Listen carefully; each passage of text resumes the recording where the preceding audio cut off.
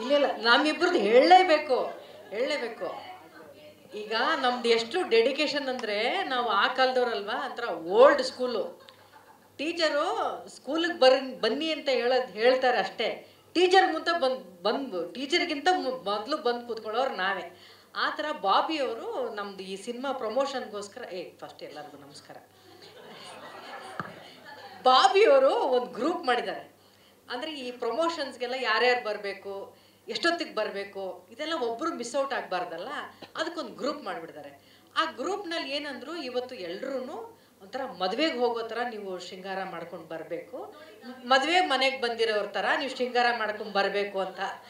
ನಾವು ತುಂಬ ಡೆಡಿಕೇಟೆಡ್ ಆಗಿ ಇಬ್ಬರು ಮಾತಾಡ್ಕೊಳೋದು, ಯಾವ ಕಾಂಜೀವರಂ ಸೀರೆ ಉಟ್ಕೊಳ್ಳೋಣ, ನೀನು ಯಾವ ಕಾಲರ್ ಸೀರೆ, ನಾವು ಗ್ರೂಪಲ್ಲಿ ಮಾತಾಡ್ಕೊಂಡ್ರೆ ಈ ಸಣ್ಣ ಸಣ್ಣ ಹುಡುಗರೆಲ್ಲ ಇದ್ದಾರೆ ಅಂದ್ಬಿಟ್ಟು ಆಚೆ ಬಂದ್ಬಿಟ್ಟು ಮಾತಾಡ್ಕೊಳ್ಳೋದು.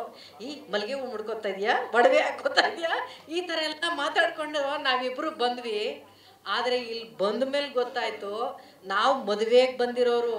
ಮದುವೆ ಗಂಡು ಹೆಣ್ಣು ಸ್ವಲ್ಪ ಎದ್ದು ನಿಂತ್ಕೊಳ್ಳಿ, ಸ್ವಲ್ಪ ಎದ್ದು ನಿಂತ್ಕೊಳ್ಳಿ. ಇವ್ರು ಇಷ್ಟು ಸಿಂಪಲ್ ಆಗಿ ಬಂದು, ನಾವು ಮದುವೆಗೆ ಬಂದಿರೋರ ಥರ ಇಲ್ಲ, ಜಾತ್ರೆಗೆ ಬಂದಿರೋರ ಥರ ಇದ್ದೀರಿ ನಾವಿಬ್ರು. ನೀವು ಈ ಥರ ನಮ್ಮನ್ನು ಓಲ್ಡ್ ಸ್ಟೂಡೆಂಟ್ಸ್ ಅಂತ ನಿಮಗೆ ಗೊತ್ತಿದ್ದು, ನಮ್ಮ ಡೆಡಿಕೇಶನ್ ನಿಮಗೆ ಗೊತ್ತಿದ್ದು, ನಮ್ಮನ್ನು ಹಿಂಗೆ ಮಾಡಬಾರ್ದಾಗಿತ್ತು ನೀವು. ಅವರಿಬ್ರು ಓಡೋಗಿ ಮದುವೆ ಆಗೋ ಥರ ಇದ್ದಾರೆ. ಅರೇಂಜ್ ಮ್ಯಾರೇಜ್ ಥರ ಕಾಣ್ತಾ ಇಲ್ಲ ಅವರು, ಅಷ್ಟು ಸಿಂಪಲ್ ಆಗಿ ಬಂದವ್ರು. ಈ ಥರ ನಮಗೂ ಹೇಳಿದ್ದಿದ್ರೆ ನಾವು ಯಾವುದ್ರಲ್ಲಿದ್ವೋ ನಾವು ಹಂಗೆ ಓಡ್ ಬರ್ತಾ ಇದ್ವಿ. ಅಯ್ಯೋ, ಎಷ್ಟು ಅಲಂಕಾರ ಮಾಡ್ಕೊಂಡಿದ್ದೀವಿ ಅಂದರೆ, ಯಾರೋ ಬ್ರೈಡಲ್ ಮೇಕಪ್ನೋಳು ಒಬ್ಬನ ಕರೆಸಿಲ್ಲ ಅಷ್ಟೇ, ನಾವು ಇನ್ನೆಲ್ಲ ಮಾಡ್ಕೊಂಬಂದಿದ್ದೀವಿ. ನಾವು ಅಷ್ಟು ಅಲಂಕಾರ ಮಾಡ್ಕೊಂಬಂದ್ವಿ. ಬಾಬಿಯವರೇ, ಅಷ್ಟು ಡೆಡಿಕೇಟೆಡ್ ಕಲಾವಿದರು ನಾವಿಬ್ರು. ಈ ಸಿನಿಮಾದಲ್ಲಿ ನನಗೆ ಮಾಧ್ಯಮದವರು ಬಹುಶಃ ನಾವು ತಿಂಗಳಿಗೆ ಒಂದು 4 ಸರಿಗಿಂತ ಜಾಸ್ತಿ ಸಿಗ್ತಾ ಇದ್ದೀವ, ಡೈಲಿ ಸಿಗ್ತಾ ಇದ್ದೀವ. ಅದಕ್ಕಿಂತಲೂ ಒಂದು ಅದೃಷ್ಟ ಏನಿದೆ ಒಬ್ಬ ಕಲಾವಿದೆಗೆ. ನಾನು ರೆಡಿ ಆಗ್ತಾ ಇರ್ಬೇಕಾದ್ರೆ ಇವತ್ತು ಮನೆಯಿಂದ ಆಚೆ ಬರ್ತಾ ನನ್ನ ರೂಮಲ್ಲಿ ನೋಡ್ತಾ ಇದ್ದೆ, ಈ ವರ್ಷ ನನಗೆ ಹೆಚ್ಚು ಕಡಿಮೆ ಒಂದು 3 ಶೀಲ್ಡ್ ಇದೆ ನನ್ನ ಮನೇಲಿ. ಅಂದರೆ ಅದು ಒಂದು ಕಾಟೇರೋದು ಒಂದು 50 ಡೇಸು 100 ಡೇಸ್ದು ಒಂದು ಶೀಲ್ಡು, ಅದಾದಮೇಲೆ ಕೃಷ್ಣಂ ಪ್ರಣಯ ಸಖಿದು 50 ದಿನ ಪೂರೈಸಿದ್ದು, ಅದಾದಮೇಲೆ ಮಾದೇವ 25 ದಿನ ಪೂರೈಸಿದ್ದು, ಇತ್ತೀಚೆಗೆ ಎಕ್ಕ ಸಿನಿಮಾನು ಕೂಡ ಇನ್ನೇನು ನೆನ್ನೆನೋ ಇವತ್ತು 25 ದಿನ ಪೂರೈಸಿತು. ಈ ರೀತಿ ಕನ್ನಡ ಸಿನಿಮಾಗಳು ಇಷ್ಟು ಚೆನ್ನಾಗಿ ಜನ ಪ್ರೀತಿಸ್ತಾ ಇದ್ದಾರಲ್ಲ, ಅದನ್ನು ನೋಡೋಕ್ಕೆ ತುಂಬ ಖುಷಿಯಾಗುತ್ತೆ. ಅಂಥ ಸಿನಿಮಾಗಳಲ್ಲಿ ನನಗೆ ಅವಕಾಶ ಸಿಕ್ಕಿದೆಯಲ್ಲ ಅಂತ ನನಗೆ ತುಂಬಾ ಖುಷಿಯಾಗುತ್ತೆ. ಬಹುಶಃ ಆ ಸಾಲಿಗೆ ಸೇರುವಂಥ ಮತ್ತೊಂದು ಸಿನಿಮಾ ಅಂದರೆ ಅದು ಜಸ್ಟ್ ಮ್ಯಾರಿಡ್ ಅಂತ ನಾನು ಹೇಳ್ತೀನಿ. ಯಾಕೆಂದರೆ ತುಂಬ ಕಲಾವಿದರು ಇದ್ದಾರೆ ಅನ್ನೋ ಕಾರಣಕ್ಕೆ ಮಾತ್ರ ಅಲ್ಲ, ತುಂಬ ವಿಶೇಷವಾಗಿ ನೋಡುವಂಥ ದೃಷ್ಟಿಕೋನ ಈ ಸಿನಿಮಾಗಿದೆ ಅಂತ ನನಗನ್ಸುತ್ತೆ. ಅದು ಬಿಕಾಸ್ ಆಫ್ ಬಾಬಿಯವರು. ಎಲ್ಲ ನಿರ್ದೇಶಕರು ಪುರುಷ ಪ್ರಧಾನ ಸಮಾಜದಲ್ಲಿ ಇದುವರೆಗೂ ನಾವು ನೋಡಿರೋದೆಲ್ಲ ಜಸ್ಟ್ ಒಬ್ಬ ಪುರುಷರು ಒಂದು ಕಥೆಯನ್ನು ಹೇಗೆ ನೋಡ್ತಾರೆ, ಅಥವಾ ಒಂದು ಸಂಸಾರನ ಹೇಗೆ ನೋಡ್ತಾರೆ, ಅಥವಾ ಒಬ್ಬ ಗಂಡ ಹೆಂಡತಿನ ಹೇಗೆ ನೋಡ್ತಾರೆ, ಒಂದು ಕುಟುಂಬದಲ್ಲಿರುವಂಥ ಎಲ್ಲ ಸಂಬಂಧಗಳನ್ನು ಹೇಗೆ ಒಬ್ಬ ಪುರುಷ ನೋಡ್ತಾನೆ ಅನ್ನೋದನ್ನು ಮಾತ್ರ ನಮಗೆ ಗೊತ್ತಿದೆ.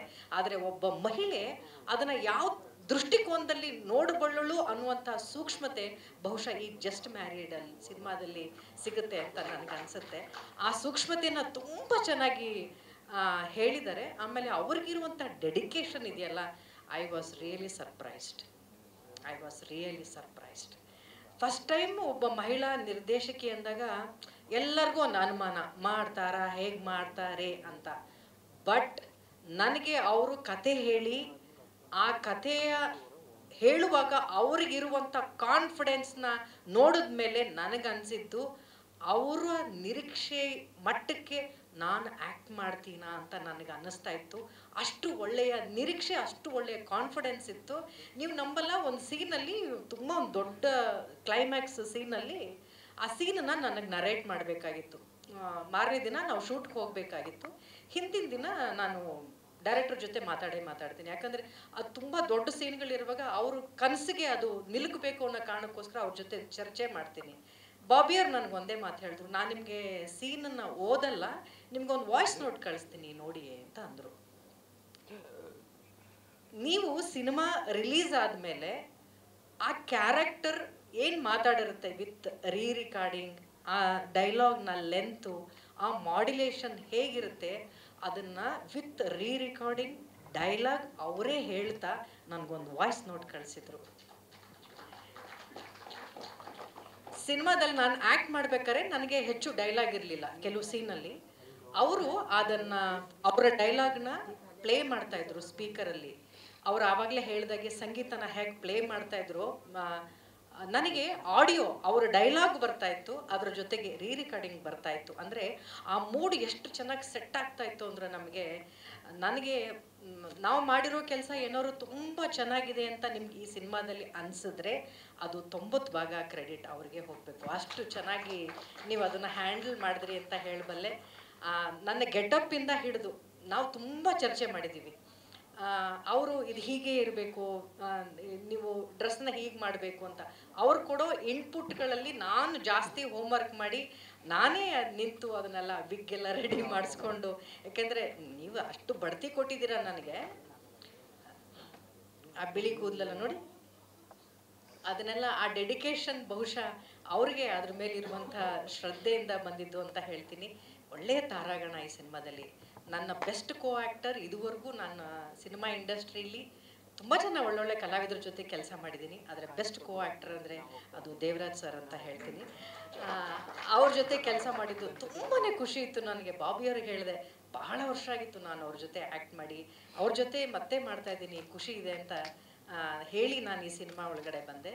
ಅದಾದಮೇಲೆ ಸೆಟ್ಟಲ್ಲಿ ನೋಡಿದಾಗ ಈಗಿನ ಕಾಲದ ಯಂಗ್ಸ್ಟರ್ಸ್ ಹುಡುಗರು ಇದ್ದಾರಲ್ಲ, ನಿಜಕ್ಕೂ ನಾನು ಯಾವಾಗಲೂ ತುಂಬ ಸೂಕ್ಷ್ಮವಾಗಿ ನೋಡ್ತಾ ಇರ್ತೀನಿ. ನಾವಂತ ಓಲ್ಡ್ ಸ್ಕೂಲ್ ಅನ್ಸ್ಕೊಳ್ತೀವಿ, ಈ ಹುಡುಗರು ತುಂಬ ಸೂಕ್ಷ್ಮವಾಗಿ ಏನೇನೋ ಮಾಡ್ತಾ ಇರ್ತಾರೆ.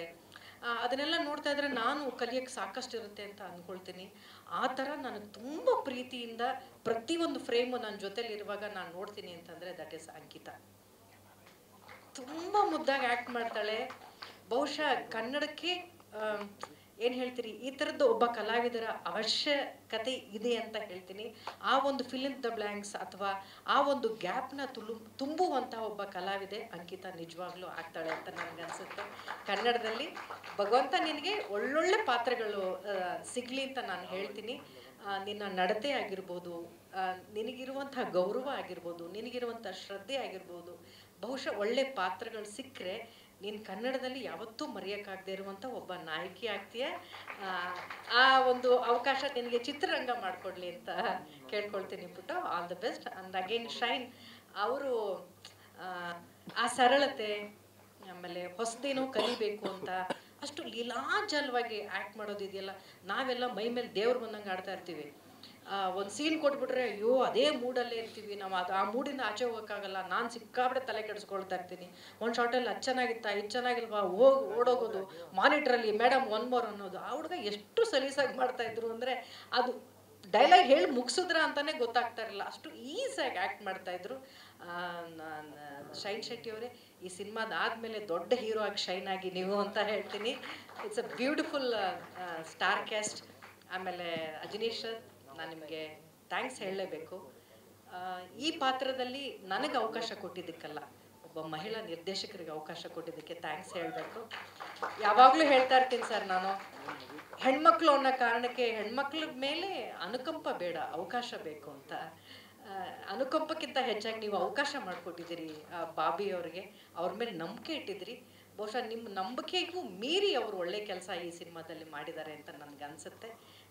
ನಾವೆಲ್ಲರೂ ನಿಜವಾಗ್ಲೂ ಕಾಯ್ತಾ ಇದ್ದೀವಿ ಸರ್ ಈ ಸಿನಿಮಾದನ್ನು ನೋಡೋದಕ್ಕೆ. ತುಂಬ ವಿಚಾರಗಳನ್ನ ತೊಗೊಂಡು ಬಂದಿದ್ದಾರೆ. ವೆರಿ ಸರ್ಪ್ರೈಸಿಂಗ್ ಸ್ಟಾರ್ ಕ್ಯಾಸ್ಟ್ ಇದರಲ್ಲಿ. ನನ್ನ ಗೆಳತಿ ಅಂತೂ ಸಿಕ್ಕಾಬಡೆ ಮುದ್ದಾಗಿ ಕಾಣ್ತಾಳೆ. ಅವಳು ಎಷ್ಟು ಮುದ್ದಾಗಿ ಮಾತಾಡ್ತಾಳೋ ಅಷ್ಟೇ ಮುದ್ದಾಗಿ ಕಾಣ್ತಾಳೆ ನನ್ನ ಗೆಳತಿ. ಆಮೇಲೆ ಹೇಮಂತ್ ಸರ್, ತುಂಬಾ ಖುಷಿ ಆಗುತ್ತೆ ನಿಮ್ಮೆಲ್ಲರ ಜೊತೆ ಕೆಲಸ ಮಾಡಿದ್ದು. ಆ್ಯಂಡ್ ಡ್ಯಾನ್ಸ್ ಮಾಸ್ಟರ್, ನಾನು ಹೇಳ್ತಾ ಇದ್ದೆ ಈ ವಯಸ್ಸಾದವಳು ಕೇಳಿ ಡ್ಯಾನ್ಸ್ ಮಾಡಿಸ್ಬೇಕಾ, ಇದರಲ್ಲಿ ವಯಸ್ಸಾದವಳು ಕ್ಯಾರೆಕ್ಟರ್ ನನಗೆ, ನಾನು ಡ್ಯಾನ್ಸ್ ಮಾಡಲ್ಲ ಅಂತ ಬಾಬಿ ಅವರು ಮತ್ತು ನಮ್ಮ ಕೊರಿಯೋಗ್ರಾಫರ್ ಮೇಡಮ್ ಬಿಡಲೇ ಇಲ್ಲ, ನೀವು ಇದನ್ನು ಸ್ಟೆಪ್ ನೀವು ಡ್ಯಾನ್ಸ್ ಮಾಡಿಬಿಟ್ಟು ಹೋಗಿ, ಚೆನ್ನಾಗಿಲ್ಲ ಅಂದರೆ ಬೇಕಾದ್ರೆ ನಾವು ಎಡಿಟ್ ಮಾಡಿಬಿಡ್ತೀವಿ, ನೀವು ಮಾತ್ರ ಡ್ಯಾನ್ಸ್ ಮಾಡಿಬಿಟ್ಟು ಹೋಗಿ ಅಂತ. ಬಹುಶಃ ಅದಿದೆ, ಅವ್ರು ಮಾತ್ರ ಅಲ್ಲ ತಡೆ ಆದ್ಮೇಲೆ ನೋಡಪ್ಪ ಅಂತ. ಸೊ ಅದನ್ನೇ ವೈರಲ್ ಮಾಡ್ತಾ ಇದ್ದಾರೆ. ನನಗೆ ಅದೇ ಅಯ್ಯೋ ಚೆನ್ನಾಗಿದೆಯೋ ಚೆನ್ನಾಗಿಲ್ವೋ ಅಂತ ನಾವು ಒಂದು ಕಡೆ ಕಂಟೆಂಟ್ ಹುಡುಕ್ತಾವ್ರಾ. ನೋಡಮ್ಮ, ನಾವು ಡ್ರೆಸ್ ಮಾಡ್ಕೊಂಡ್ ಬಂದಿರೋದಕ್ಕೂ ಅದಕ್ಕೂ ಜಾತ್ರೆ. ಯಾರು ಅವ್ರ ಕನ್ನಡಕಕ್ಕೆ ನಿಲ್ಲಿಸ್ತೀನಿ. ಇಲ್ಲೊಂದು ಕನ್ನಡಕ ಇದೆ, ಬ್ರೈಟ್ ಟು ಬಿ ಅಂತ ಒಂದು ಕನ್ನಡಕ ಇದೆ, ಅದು ಹಾಕ್ಬಿಟ್ಟು ನಿಲ್ಲಿಸ್ತೀನಿ ನಿಮ್ಮನ್ನ ಪಕ್ಕದಲ್ಲಿ. 22ನೇ ತಾರೀಕು ಈ ಸಿನಿಮಾ ಬಿಡುಗಡೆ ಆಗ್ತಾ ಇದೆ. ದಯವಿಟ್ಟು ಎಲ್ಲರೂ ಚಿತ್ರಮಂದಿರಕ್ಕೆ ಹೋಗಿ ಸಿನಿಮಾ ನೋಡಿ ಅಂತ ಕೇಳ್ಕೊಳ್ತಾ ಇದ್ವಿ ಪ್ರೀತಿಯಿಂದ. ಆದರೆ ಇತ್ತೀಚಿನ ದಿನಗಳಲ್ಲಿ ಕನ್ನಡ ಸಿನಿಮಾಗಳಲ್ಲಿ ಒಳ್ಳೆ ಕಂಟೆಂಟ್ ಇರುವ ಸಿನಿಮಾಗಳಿಗೆ ಪ್ರೇಕ್ಷಕರು ಕೈಗೆ ಯಾವತ್ತೂ ಕೊಟ್ಟಿಲ್ಲ. ಜನ ಕೈ ಹಿಡಿದಿದ್ದಾರೆ. ಈ ಸಿನಿಮಾಗೂ ಕೂಡ ಜನ ಅಥವಾ ಕನ್ನಡಿಗರು ಪ್ರೋತ್ಸಾಹಿಸ್ತಾರೆ ಅನ್ನುವಂಥ ನಂಬಿಕೆಯಿಂದ ಈ ಒಂದು ಸಿನಿಮಾವನ್ನು 22ನೇ ತಾರೀಕು ನೀವೆಲ್ಲರೂ ನೋಡಿದ್ಮೇಲೆ ಒಳ್ಳೊಳ್ಳೆ ರಿವ್ಯೂಸ್ಗಳನ್ನ ಕೊಡಿ, ಈ ಸಿನಿಮಾವನ್ನು ಹಾರೈಸಿ ಅಂತ ಕೇಳ್ಕೊಳ್ತೀನಿ. And thanks for this opportunity. ಕ್ಷಣ ಕ್ಷಣದ ಸುದ್ದಿಗಳಿಗಾಗಿ ಫ್ರೀಡಮ್ ಟಿವಿ ಸಬ್ಸ್ಕ್ರೈಬ್ ಮಾಡಿ, ಲೈಕ್ ಮಾಡಿ ಹಾಗೂ ಫಾಲೋ ಮಾಡಿ. ಹೊಸ ಸುದ್ದಿಗಳ ನೋಟಿಫಿಕೇಶನ್ಗಾಗಿ ಬೆಲ್ ಐಕಾನ್ ಮೇಲೆ ಕ್ಲಿಕ್ ಮಾಡಿ.